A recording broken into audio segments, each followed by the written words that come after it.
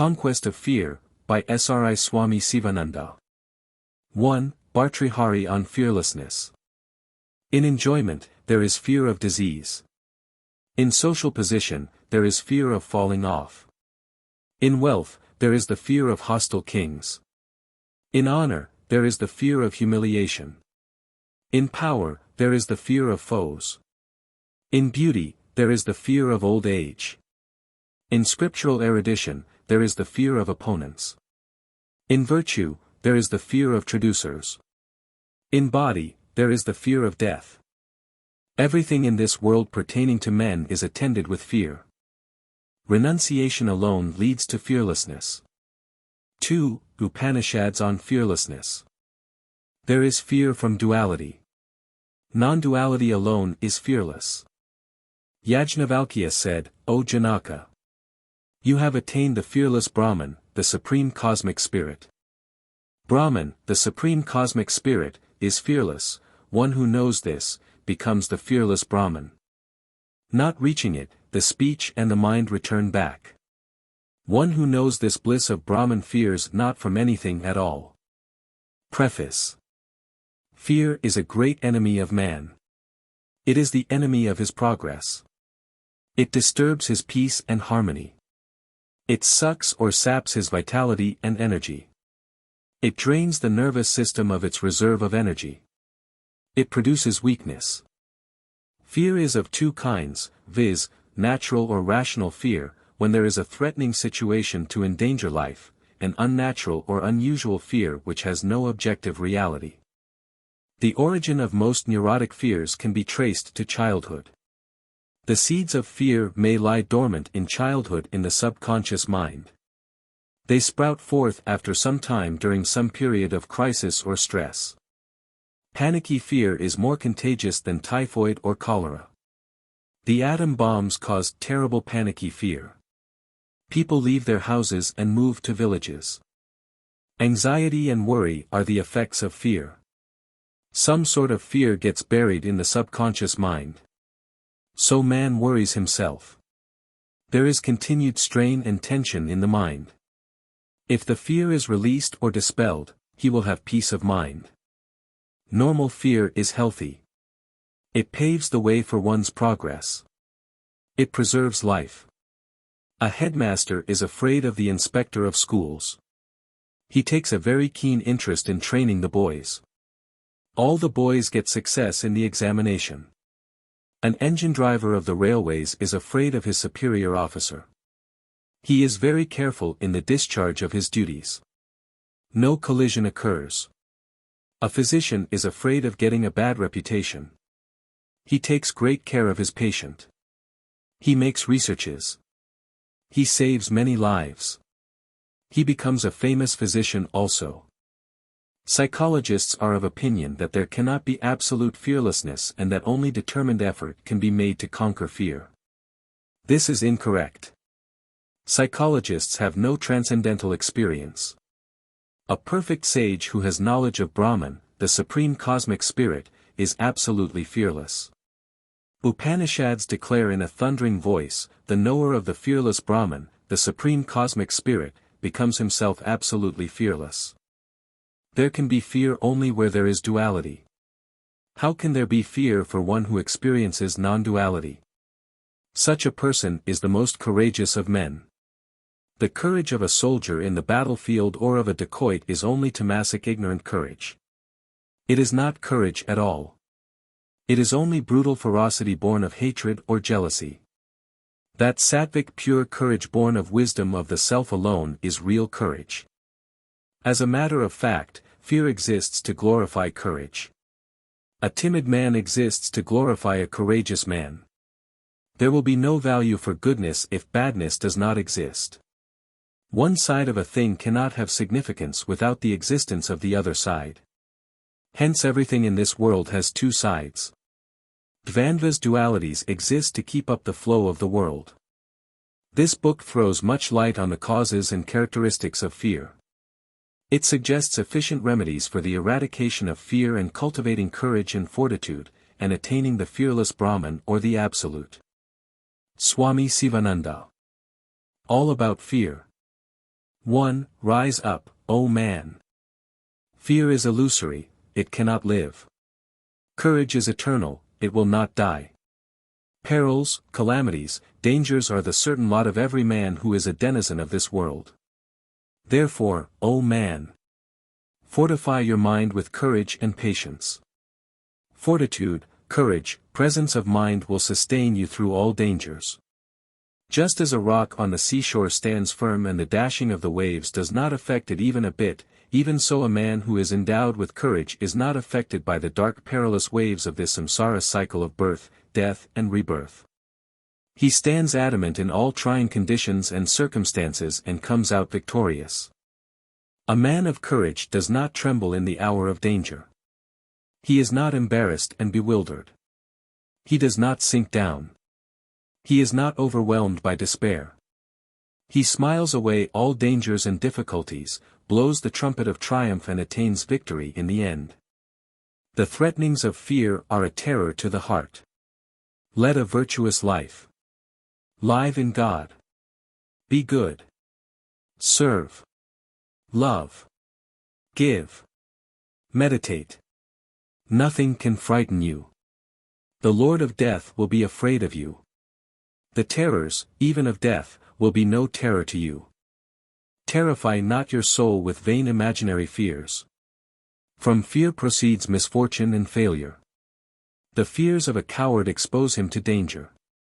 A coward dies many times before his actual death. Be bold. Be cheerful. Allow not your heart to sink down from the fantasy of imaginary fears. Have self-confidence and faith.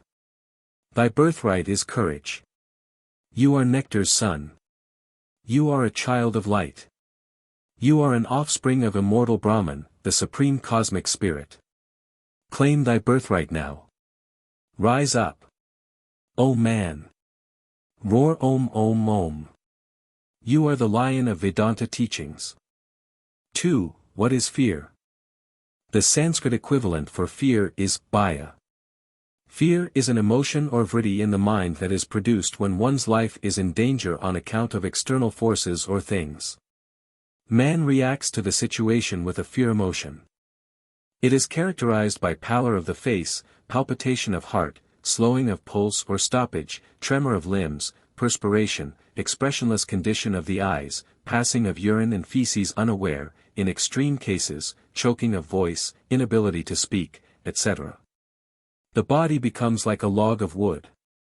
The mind gets stunned. The functions of the senses are inhibited.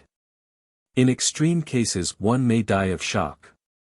In ordinary cases when the cause of fear is removed, he slowly recovers from the morbid symptoms and comes back to his original state. 3. Cause of fear. Ignorance is the cause of fear. Man tasted the forbidden fruit and became a slave of lust. He forgot his original, divine nature and was thus caught up in the whirlpool of ignorance. The infinite fearless Brahman, the supreme cosmic spirit, became the finite jiva individual soul with fear. Identification of the body or dehadhyasa is the cause of fear. Dehadhyasa, the false identification with the physical body, is another form of ignorance. This physical body is an instrument for man's sensual enjoyment. If he suffers from any disease he is afraid that he will lose this body which serves him as a vehicle for his enjoyment. He tries his level best to preserve this body. All other causes of fear are traceable to dehadhyasa, identification with the physical body. Feeling of inferiority is another cause of fear. This negative feeling produces lack of self-reliance or self-confidence in man. He is afraid of those who are superior to him in talents, power, position and efficiency. He feels that he is incapable of doing anything. Some physical deformity or deficiency, lack of physical and mental efficiency, wrong training in children, are other causes of fear. There is no other way to get rid of fear than realization of the self. 4. Fear and Raga attachment. Fear and Raga, attachment, are modifications or vrittis in the mind. They are temporary whirlpools or waves.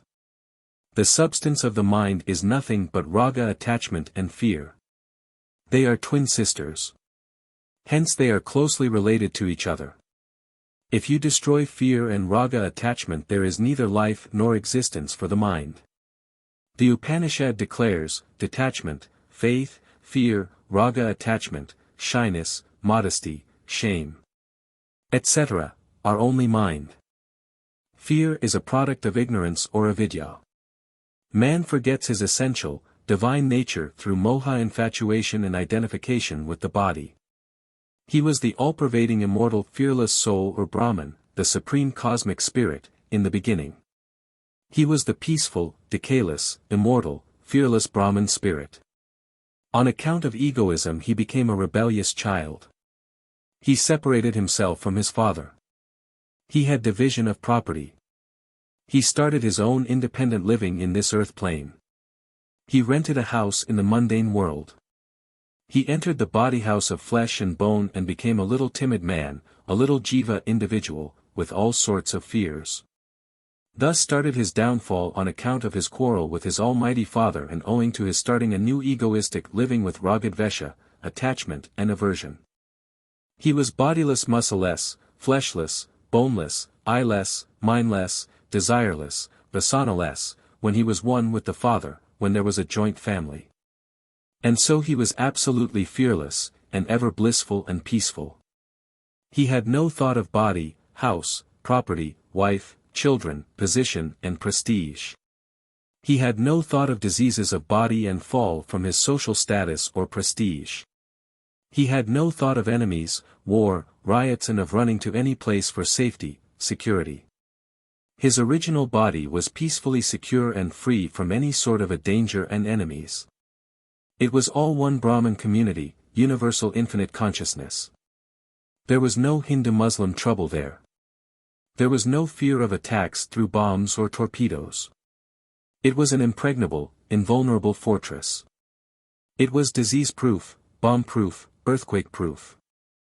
In his new, independent egoistic life, he became selfish, crooked, narrow, and mean-minded. He entertained low thoughts. He ever thought of flesh and pleasures of the flesh. He practiced the philosophy of flesh and preached the philosophy of flesh, which is synonymous with pig philosophy.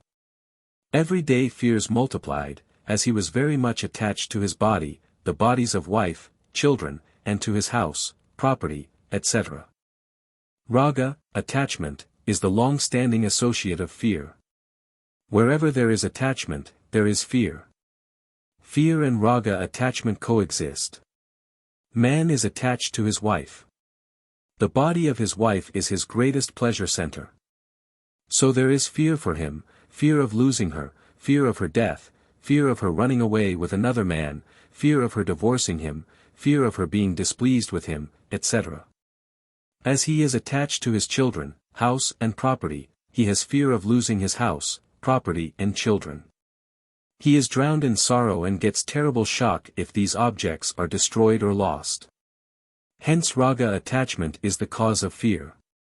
If there is no raga attachment, there is no fear. The first link in the chain of raga attachment is his attachment to his body. All kinds of attachment start from this attachment to the physical body. Lord Krishna says in his Gita, "He who is free from attachment, fear and anger, is called a sage of stable mind." Abandon attachment through practice of non-attachment or vairagya and attachment to the lotus feet of the Lord or fearless Brahman, the supreme cosmic spirit. All fears will vanish. You are attached to a fountain pen, walking stick, book, watch, towel, cloth. Fear slowly creeps in. There is fear of losing them. Always entertain the thought all objects are illusory, perishable and pain-giving. You will have no attachment. Even if there is attachment, it will be mild. You can drive it away with slight thinking and discrimination. Give up attachment to this body by identifying yourself with the bodiless, sexless, pure, all-pervading immortal Atman or Brahman, the supreme cosmic spirit. All sorts of fears and attachments will totally disappear. Assert, feel, recognize. I am bodiless, immortal soul or Brahman, the supreme cosmic spirit. I am sexless, all-pervading Atman. I am fearless Brahman. I am full of Vairagya detachment now. There is no world at all. I alone exist. I am deathless and blissful. I am absolute Brahman. May you all be free from fear and Raga attachment. May you all be established in the fearless Brahman through the practice of courage and meditation on the fearless, immortal Brahman. 5. Imaginary fears. Every man has some imaginary fear of one kind or another. Maya will never allow anybody to rest peacefully. Man is already agitated by lust, anger, greed, jealousy, pride and hatred. Now fear fans the worldly flame. It pours ghee to the flame of the three tapas. Man jumps now and dances like a monkey. He has no rest even for a second. The percentage of normal fear will be only 5. Imaginary fears will come to 90%.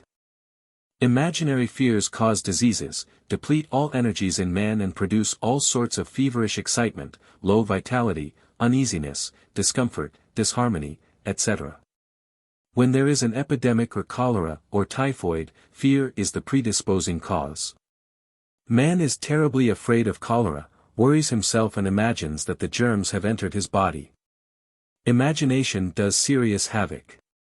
He becomes a victim to the actual disease itself. A student prepares himself day and night for the ensuing examination. He has passed creditably in all the class examinations. But he develops a kind of imaginary fear, examination fear, as soon as he enters the examination hall, becomes nervous and gets confused. His hands tremble. He is not able to write. He fails in the examination. I asked a clever lawyer, an M.A., Bachelor of Laws, who can argue well in the courts to deliver a lecture on necessity of religion. He ascended the platform. There was a big audience. He developed stage fear and got bewildered. His voice was choked. He began to perspire. He stammered something, cut a poor figure on the platform and got down within 5 minutes. Ramakrishna was a healthy man. He developed a cough on account of exposure to chill draft of air. It was a case of simple bronchitis or cold in the chest. But it persisted for some weeks. He consulted an assistant surgeon. The doctor said, "It may be a case of TB, have sanatorium treatments." It may be a case of TB wrought much havoc in Ramakrishna. It was a wrong suggestion. It produced an imaginary fear in him. He began to worry himself from that moment. His health was pulled down gradually. He actually contracted TB or pulmonary tuberculosis. All sorts of germs, viz., pneumoniacus, etc., are in this body. They cannot do any mischief when one is in possession of good health and high vitality. When the vitality comes to a low ebb, they gain the upper hand. Man easily succumbs to their ravages or attacks. Sri Banerjee was sleeping in a room in his friend's house at Dehradun. He and his friends were talking on that night about the mischievous actions done by evil spirits. These thoughts went deep into his subconscious mind. He dreamt that the room in which he was sleeping was a haunted room and some evil spirit had done some mischief on him. From that day he began to lose his health gradually. This was due to some kind of imaginary fear. Sri Joshi was a friend of Sri Gupta. Gupta came to the house of Joshi one evening, did not talk to him and suddenly left his house as he had to meet his friend that day at the railway station. Joshi thought that Gupta was very much annoyed towards him. Joshi saw Gupta talking seriously with Raj Krishna who was inimical towards him. Joshi now concluded that Gupta had become his enemy. He developed a sort of imaginary fear for Gupta, and thought that he would divulge all his secrets to Raj Krishna. Some develop imaginary fear that they will lose their job. Some imagine and think, what will become of my fate if my wife dies now? I have to look after 9 children. Some have imaginary fear, what can I do if my business fails? What will become of Hinduism if whole of India becomes Pakistan, if communism pervades whole of India? There is no end to such imaginary fears. Sit for a while. Reflect well. Introspect. All imaginary fears will take to their heels. They will dwindle into an airy nothing. Mind deceives you through imaginary fears. Learn to discriminate, cogitate, reflect and meditate. Cultivate courage. Be a silent witness of the mind's menagerie. The mind will lurk like a thief. You will feel now that you were duped all these years by this mischievous mind and that fear is a non-entity, a big zero. 6. Phobias. Peculiar, private, irrational and unnatural fears are called phobias. They have no objective reality. There is nothing to frighten people. There is no threatening situation in their environment which should cause fear in them, and yet they cannot free themselves from fears and negative feelings. The original word in Greek is phobos, meaning fear. Some are terribly afraid of scorpions. This is scorpion phobia. Some are afraid of snakes. This is snake phobia. Some are afraid of rats, rat phobia. Some are afraid of thunder. Some are afraid of walking in the dark. Some are afraid of seeing great multitude of people, pleurophobia. Some Brahmacharan celibates are afraid of seeing a bevy of ladies. Some are afraid to remain alone. Some are afraid to sleep in a room without a lamp. Some are afraid of closed spaces such as tunnels, etc., claustrophobia. Some are afraid of open spaces, agoraphobia. Though the doctor has definitely said that there is nothing organically wrong with some patients, they still think that they have some heart trouble or kidney disease or liver complaint. These are all phobias of the body. Some are afraid of anything and everything, pantophobia. The Americans are afraid of the Russians, Russophobia. The Russians are afraid of the Americans, Americophobia. The frontier people of India are afraid of the tribal people, tribalphobia. Phobias are endless. The causes of phobias are nervousness, stupidity in a mild or intense form and lack of vikara or inquiry or right thinking and right understanding. Phobia is an unnatural form of fear. A normal fear arises when one's life is in danger, when some external object such as cobra or a tiger or situation like a riot threatens the existence of the individual.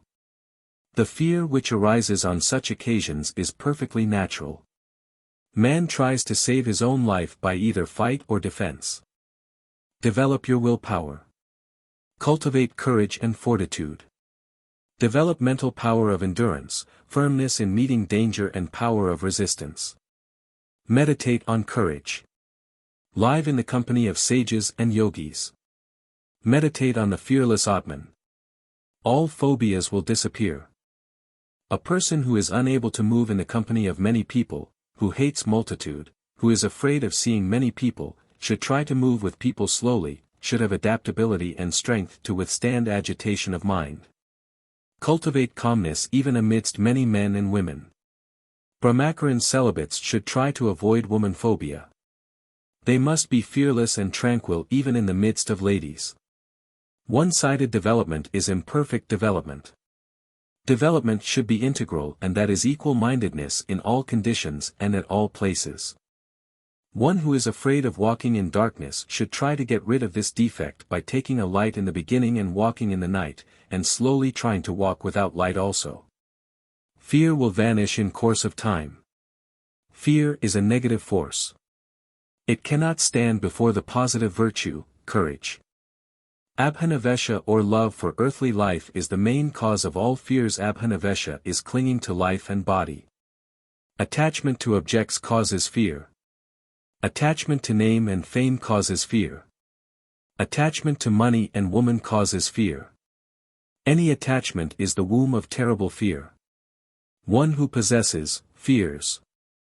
He does not fear who has renounced everything, who perceives the Atman self in all. We are afraid, because we love certain things. Love is the cause of fear. We do not wish to part with certain things. And when anything obstructs our acquiring those objects of love and desire, we are annoyed, we are afraid of that, and we lose the mental balance. Renunciation of everything, and cultivating Brahmabhava, the alignment with Brahman, embodying divine consciousness and reality, is the best remedy to overcome all fears. Sit and introspect. Find out the root of the trouble. If you are not able to do this yourself, get the help of a psychotherapist or a yogi. The thing that is deeply buried in your subconscious mind should be released or dispelled. May you all be courageous. May you all be bold and cheerful. May you all radiate courage, strength and peace. May you all inherit courage, the birthright from your Almighty Father, the fearless, immortal Brahman. 7. Do not generate Poochandi Samskaras. Mothers generate Poochandi Samskaras, negative mental impressions, in the minds of their children. When children cry, when they refuse to take food, or when they do any mischief, the mothers frighten them and say, Poochandi, ghost, has come, Eradicates, two-eyed man, has come. He will take you away. Children get frightened. The Poochandi Samskaras get deeply implanted in their subconscious mind, and make them very timid when they reach adolescence. Mind is like a sensitive plate of a camera. Whatever is exposed to the lens is registered in the sensitive plate behind. Even so, whatever is seen or heard is permanently impressed in the sensitive mind plate. The minds of children are very impressionable. They are very plastic. Mothers and teachers should be very careful when they deal with children. They should not tell them anything that will frighten them. On the contrary, they should tell them stories of chivalrous persons, which will make them bold and courageous. Even during the period of pregnancy, mothers should read inspiring books like Ramayana, Bhagavata, Mahabharata, if they wish to bring forth intelligent and brave children. Mothers, fathers and teachers should have at least an elementary knowledge of psychology. Then alone can they mold the children properly. The sage Madalasa sang the following cradle song when she rocked the cradle of her children, O child! Thou art pure consciousness. Thou art stainless. Thou art devoid of Maya illusion and samsara cycle of birth, death and rebirth. She made all her children sages. The world is in dire need of women sages like Madalasa. The destiny of the world and children is in the hands of intelligent mothers. 8. Fear in various forms. Fear is a negative quality or modification in the mind. It is the result or product of ignorance. It manifests when one identifies himself with the body and forgets the immortal Atman, his own real divine existence. It is the old companion of asakti, attachment, or moha delusion. Fear, worry and anger deplete all energy of man and bring exhaustion and early death. No one is absolutely free from some sort of fear. It is only the jnani or a full-blown yogi and a bhakta who is absolutely free from fear. How can fear affect that sage who sees his own self everywhere? If one can conquer fear, half of his sadhana spiritual practice is over. Fear assumes various forms. The Gurkha soldier is not afraid of knife or bullet, but he is afraid of scorpions. A hunter is not afraid of tigers in the forest, but is afraid of the surgeon's knife. The man of the frontier is not afraid of knife, he can even allow the surgeon to open his intestines, without chloroform, but he is terribly afraid of snakes. Some are afraid of ghosts. The vast majority of persons are afraid of public criticism. Some are afraid of diseases. The most healthy and strong man has got some imaginary fear of some obscure disease. The king is afraid of his enemy. The pundit is afraid of his opponent. A beautiful lady is afraid of old age. A lawyer is afraid of the judge and his clients. The wife is afraid of her husband. The student is afraid of the teacher. The police inspector is afraid of the superintendent. The frog is afraid of the snake. The cobra is afraid of the mongoose. There are various degrees in fear. They are simple fright, timidity, shyness, alarm, terror and terrible fear. When there is terrible fear, the whole body perspires, urine and fecal matter are ejected involuntarily. The mind becomes like a log of wood. Sometimes shock and immediate collapse take place and the man dies of sudden heart failure. The face becomes pale and the eyes express a peculiar ghastly, listless look. Parents and teachers should infuse the spirit of courage in their sons and students from the very boyhood. They should ask them to read stories in the Mahabharata, which deal with the chivalrous acts of Bhishma and other persons. Boys have got pliable and elastic minds. They can be manipulated well at this period of life. The Samskaras' mental impressions can be indelibly impressed at this age. Brahmacharya celibacy gives tremendous strength and infuses courage. If you think of the opposite of fear, viz., courage, the negative, fear, will slowly vanish. You will have to develop courage slowly. Have the word image, own courage, before the mind. Repeat this mantra or formula very often. A word is the center of an idea. An idea is the center of a mental image. A mental image is the center of a mental habit. A mental habit is the center of a trait in man. Have a clear-cut image in the mind of the quality of courage, and this quality will develop. The subconscious mind will do everything for you. The will also will come to your aid. Desire to be courageous, and the will immediately follow desire. Give up attachment or this perishable body. Do not identify yourself with this body. This body is like the shell of a coconut. It is like a pillowcase. Constantly think of the indweller, the immortal Atman. Do Atma Chintana self-reflection always. Identify yourself with the Atman self. Fear will vanish. This is the most powerful method. Move about in the thick forests or dense jungles at nights and wander about in the streets of your place without light and without guide. The Bhakta lover of God gets rid of fear and the identification with the body through total self-surrender. 9. Triumph over fear. Fear is an instinct common in every man. Fear is universal. It can happen at any place. It can come at any time. Even elements of nature are subject to fear. Wind is said to blow through fear of him. The sun rises fearing him. Indra, god of thunder, fire and death, proceed to their respective duties only out of fear. Thus, fear is not uncommon in Devas gods, too. Equally it prevails amongst beasts, animals, insects and practically every creation of this world. Fear is generally the result of pain, injury and discomfort.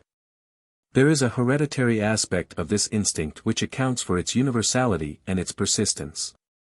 Factors of environment and training are also significant. The idea of some external superior power over oneself is the chief cause of fear. Relatively, the mind adopts an entirely different attitude. Vision changes. Glaring perception fails. The mind is not balanced. There is some abnormality of thoughts and actions. Hysteric and neurasthenic convulsions are all due to one form of fear or other. Impulsion and desire to escape or flee from the dangerous situation are the immediate results. This fear has to be conquered. Freedom from fear can be achieved by liberation from the objects of fear. Re-educating the mind, bringing forth the power of the spirit, dealing with practical affairs, diligently putting into practice the knowledge that one possesses, are all essential factors to overcome fear. It must be felt that there is no object which is to be afraid of or to be feared. In all cases, it must be distinctly understood that seeing and hearing alone does not produce the sensation of fear. A child is not afraid of its father or mother usually. But when the father puts on a strange countenance, or howls in an unnatural way, the child becomes frightened. This gets firmly rooted in the mind. This develops as a hereditary weakness in later life also. This memory is scarcely washed off even after growth. So children should not be frightened. Here fear should not be confused with startle. Schoolboys, when they see their master's head at the corner of a street, flee away. This does not mean fear. This is due to an instinct in everybody to escape from the sight of the master. On the other hand, if the master takes a cane in his hand, the child suffers some sort of infliction and imagines impending injury. Consequently he fears his master. But how to conquer fear? Whenever a child is afraid of something, we first tell him that there is nothing to be feared, thus denying the object of fear. Denial is the first step in the procedure. Subsequently we explain to the child the actual thing, the truth. We thus convince him that it was only his fancy which created the sensation in him. We positively affirm and assert what is true. Similarly, even as we grow, we must develop constantly the knowledge that there is nothing in the universe to cause fear. The subconscious mind, which is first startled by an unusual sight or incoherent voice, should be kept assured that all such things are false, the truth behind them being well acquainted with the normal sense and knowledge. When fear is completely removed, nothing can hurt us. People in well-lit cities and urban areas are still afraid to move in darkness. They imagine something untoward to happen, causing pain, injury, or discomfort. At the same time, how many sages and sannyasins ascetics roam about in the dark over hills and dales in the dead of night and live in caves, the abode of beasts, insects and wasps. Dhruva Bhagat made penance in the midst of wild beasts. Dhruva, before he attained youth, entered the forest and did great tapas. Bharata played with cubs. Mere re-educating the mind will not strengthen courage. Putting the knowledge into practice on every occasion is quite essential. At every auditorium we find people advocating that what men are afraid of as snakes are but ropes. But they fail to experience such stamina. On the other hand, they mildly submit. This is due to lack of training. This is not what is required. Well-developed knowledge coupled with practice can alone relieve men from fear. The idea may be paradoxical to assume that there is nothing to fear because nothing can hurt us, though the converse is equally true. Denying fear, one can overcome the object of fear itself. You should not have any dualism in mind. You must always develop cosmic love and universal brotherhood. When there is love and brotherhood, there is no enmity. There is no superiority of power. There is no pleasure or pain. Ultimately there is no fear. Of course, this is the stage. The final stage is feeling oneness of all. All are Brahman, the supreme cosmic spirit. All merge in Brahman, the supreme cosmic spirit. There is Brahman, the supreme cosmic spirit, alone pervading throughout the universe. There is no second thing of supremacy in the world. There is no second thing in his creation at all. This knowledge entirely uproots fear and brings one into eternal peace. Fear does not emanate from one's own self. This is the secret of it. Knowledge of Brahman, the supreme cosmic spirit, the eternal truth, totally annihilates fear. The truth is to be pronounced and meditated upon. Recitation of Upanishads, Sritis, Vedas and hymns produces vibrations. These vibrations remove all inflections. Many incurable diseases causing fear of death in the minds of the sufferers are cured by these vibrations alone. Thirujnana Sambandhar, a Tamil saint, cured a Jain king of Madura of his incurable disease. Thirunvukursu Swamigal, another Tamil saint, was cured of his stomach disorder only through such vibrations. Sakabai was released time and often from various difficulties through her sincere devotion to Lord Krishna. They all felt one with him. Again, Thirunvukursu Swamigal was shut up in a lime kiln to be burnt to death. He felt oneness with God. His mind was not in the least affected. His physical body, too, was not affected by the object of fear of death. Drowning waves of fear may at times rush down upon us. We may lose mental balance for a while. We may be oversensitive and agitated. A chain of evil happenings appear before us one after another in quick succession. Memory of the past gallops with winged speed. Imagination soars and we picture disaster after disaster awaiting us. Yet, under all these circumstances, we must lay our fullest faith in God, take refuge in Him and fully believe that He alone can deliver us. Overcoming in this way will not suffice. This must be brought into practice. We must first face only those which we are afraid of.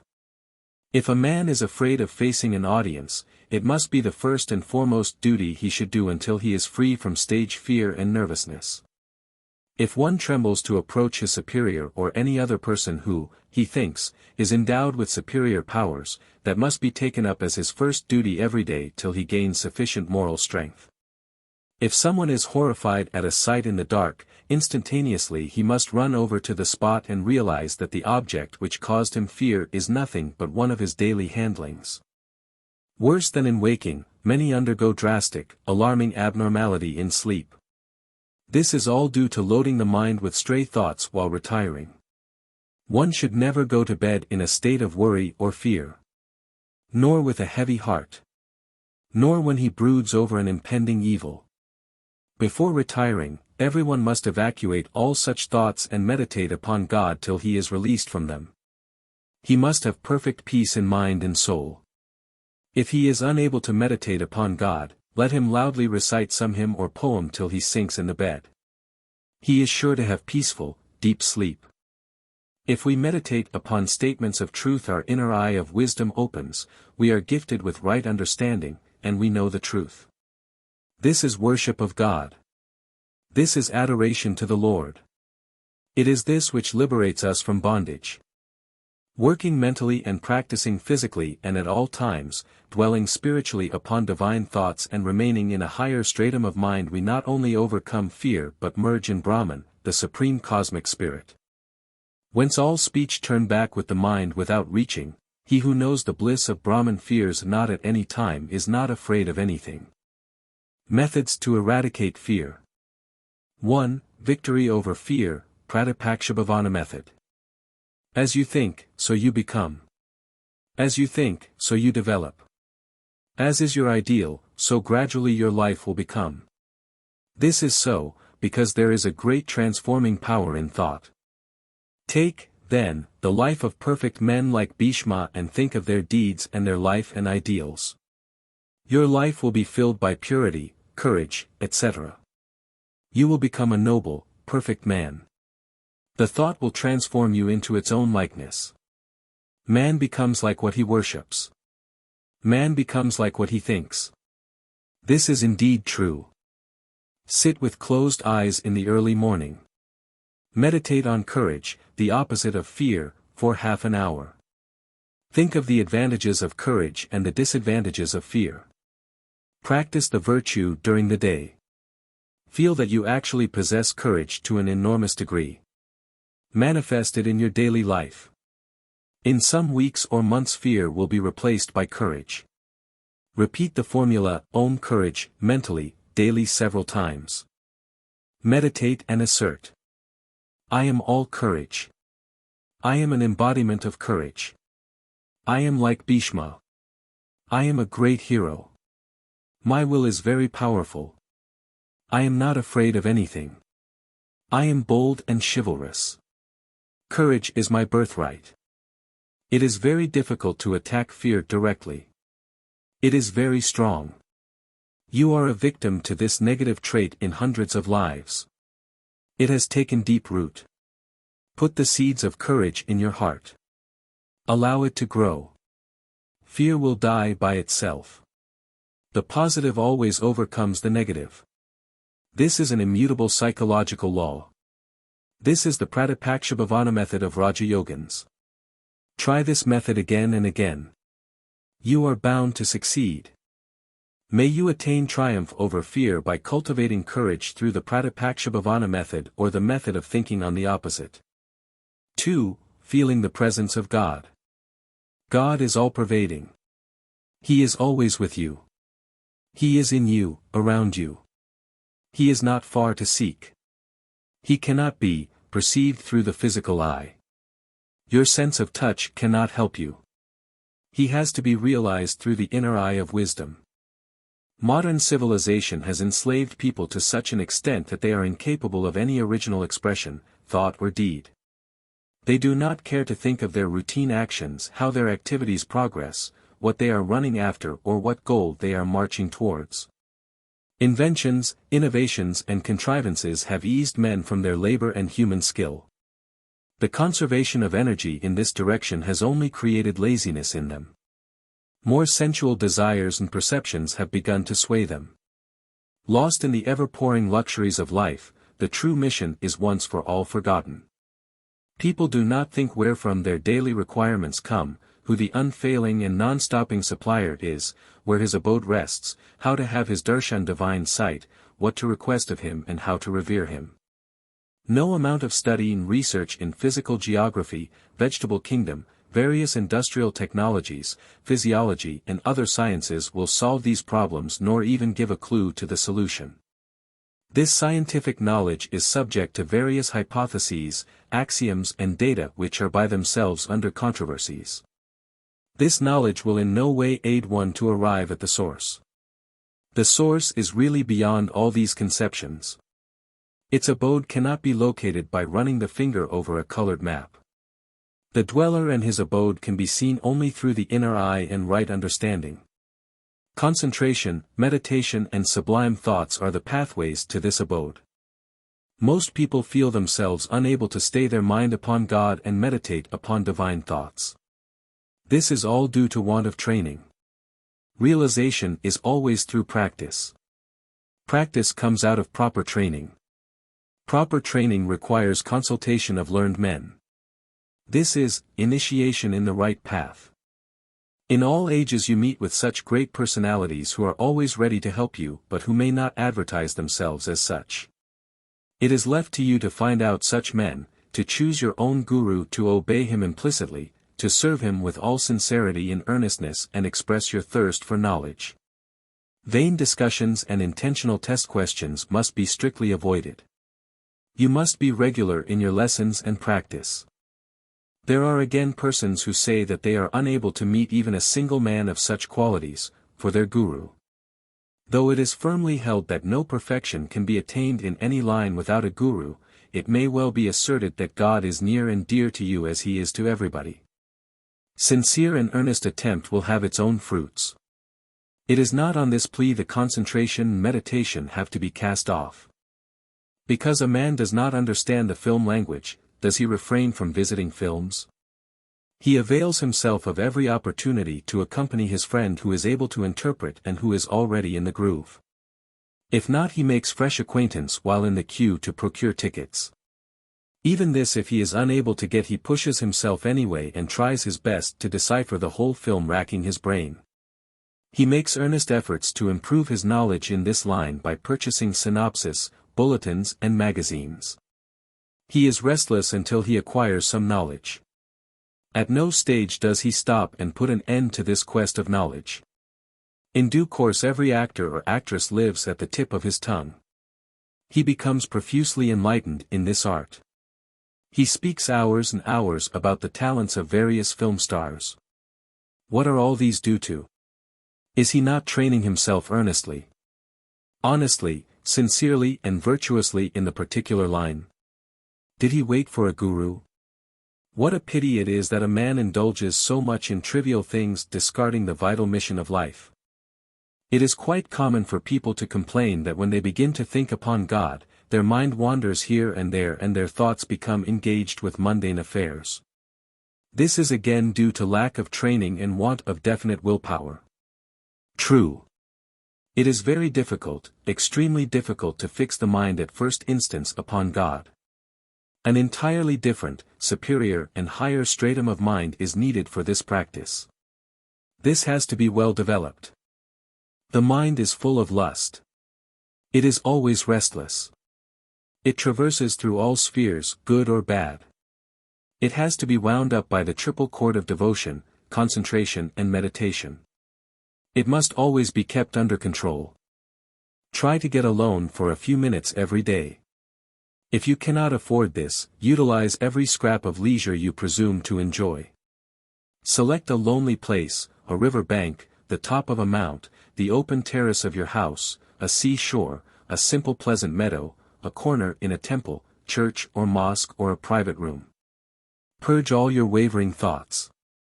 This will be quite easy in any of the above localities, as all the senses will be drawn by the exquisite beauty of the spot or landscape or by the deep silence pervading all round.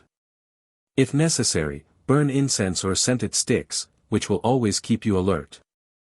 There are two distinctive ways for worship of God. One, the all-pervading nature, and the other, here and here alone. If one is to sit down and contemplate on the omnipresence of God, i.e., presence in the sun, in the moon, in the stars, in anything and everything he comes across, perhaps he might become lost in immensity. On the other hand, one may localize the presence of God at the initial stage, which he may develop later into the former method. Having steadied the mind either by gazing at a particular spot, or the picture of any form of God or guru, or tuning the ears to the murmur of the river or receding waves of the sea, utter slowly in a low tone the statement, God is now here, or God is in this room. First repeat, God is now here, in a deep meditative way. Then relax for a while and again repeat. Do this untiringly till you are immersed in your statement. Now you realize the presence of God. Do not stop with this. This is not the ultimate aim. Existence absolute, knowledge absolute and bliss absolute are the supreme things to be aimed at. After experiencing, God is now here, repeat, His presence fills me from head to foot. By repeated utterances realize His existence in you. In the same way practice, His presence is joy, His presence is love, and His presence is peace. Whenever your mind attempts to wander, repeat these statements loudly until it comes round. Morning hours are most suitable. This practice will free you from fear and fill you with courage, joy and peace. If this is practiced untiringly, a sense of supreme joy, cosmic love and eternal peace will reign over you. What to speak of the radiance of such a realized yogi? How glorious will he shine in the world! May all know this easy way for the realization of God. May all practice this with definiteness and self-will. May all share His blessings. May all be free from worldly ties and sensual agonies. May the all-merciful Lord encumber them with help and relieve them from the struggle of samsara cycle of birth, death and rebirth. 3. Devotion to God eradicates all fears. God bestows perfect security on His devotees and removes all sorts of fears. He transforms the sense of insecurity and fear into one of confidence and faith. He saves him from panic and despair. Mira was tormented by her husband in a variety of ways, but Lord Krishna protected her and removed all her fears. The cup of poison was changed into nectar. Cobra was changed into saligrama and a garland of flowers. She was shut in a cage where there was a hungry tiger. The tiger did not eat her but kissed the feet of Mira. This was all due to grace of Lord Krishna. Lord Hari removed all the fears of Prahlada. Prahlada also was tormented by his cruel father. Prahlada was thrown into the sea. He was trampled under the feet of the elephant. He was rolled down from the top of a hill. He was thrown into the fire. But he was saved by Lord Hari. Lord Vishnu removed all his fears. A devotee sees only the Lord in all names and forms. He beholds Lord Hari everywhere. How can there be fear, then, for him? Take refuge in Lord, in His name and grace. All fears will vanish completely. He will bestow strength, fortitude, courage, presence of mind, etc., in you. Abandon desires, ragadvesha, attachment and aversion, and all sorts of worldly attachment. Pray and meditate. O Lord Hari, I am thine. O Lord Hari, all is thine. Thy will be done. Fill my heart with courage, shower thy grace on me, let my mind be attached to thy lotus feet. Let me feel thy presence, everywhere, let me behold thee in all forms. Reveal thy form to me, guide me, protect me. Pahi mam. Raksha mam. 4. Meditation on Atman, the method of Gnanis. Meditation on the fearless Atman removes all sorts of fears in toto.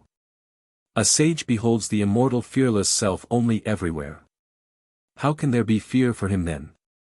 There is fear only where there is duality. If one feels that there is a second object besides himself, at once fear is generated. He is afraid of the other man. Separation, duality, perception of objects are all due to avidya ignorance. Start the anti-current from today. Deny the body, and identify yourself with the all-pervading, immortal, fearless Atman. Entire denial of the body cannot come in a day or a week. Constantly think of the Atman. Gradually you will become fearless. You will have to fight against the Samskaras of Anadakala, beginningless time. The more you think of Atman, the more courageous you will become. By constant hammering only can you entirely drive the nail into the wall or a plank. Even so, by constant and protracted thinking on Atman alone you can become absolutely fearless. Meditate. Assert. Recognize. Realize. I am fearless, all-pervading Atman. I am not afraid of anything. Courage is my birthright. I behold the one Atman everywhere. Everything is my own self. Who is to be afraid of whom? There is no duality for me. I see the non-dual essence only. My will is very powerful now. My power is irresistible. I have no enemy. Enemy, tiger, cobra, are my own self, they cannot do harm to me. I love them as my own self. A Jivanmukta liberated soul or a sage hates none, fears none. May you all be established in that supreme non-dual fearless Brahman, the supreme cosmic spirit.